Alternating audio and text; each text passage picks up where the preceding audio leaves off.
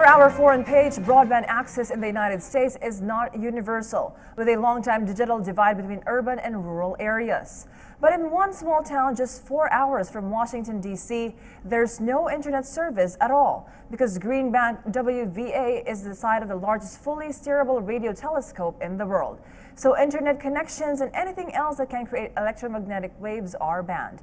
VOA's Lesia Bacales traveled to Green Bank, as we see in this report, narrated by Joy Wagner.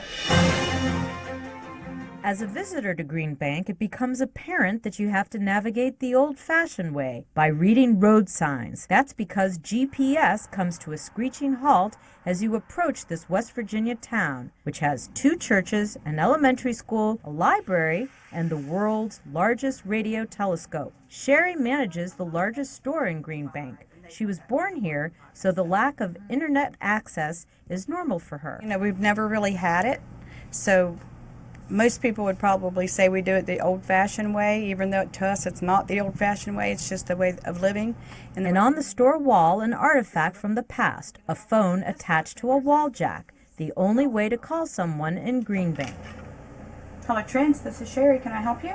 No modern wireless conveniences here. Green Bank is frozen in time, somewhere in the late 1950s. That's because there's a 33,000 square kilometer zone of silence. The closer you get to the telescope, the greater the restrictions. There's a 16-kilometer radius around the observatory where radio-controlled items, even toys, cannot be used. With this equipment, I can actually look for a little minute, weak signal that could be interfering with the telescopes. Jonah Bosserman acts as a technical policeman. If he suspects there's an unauthorized signal, he drives to the house and inspects it for prohibited devices. Telescope employees even work in a special room, much like a sarcophagus. This is an electrical submarine, if you will.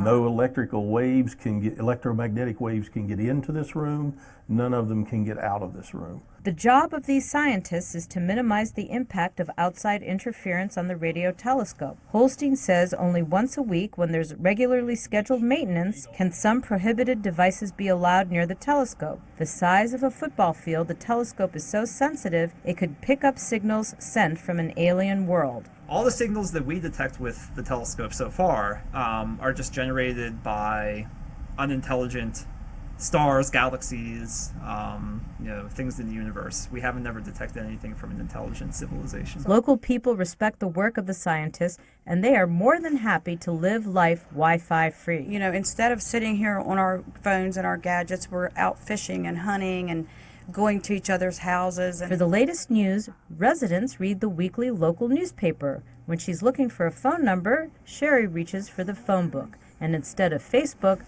Sherry enjoys daily conversations with her customers. In this town, everyone knows each other and communication is face-to-face.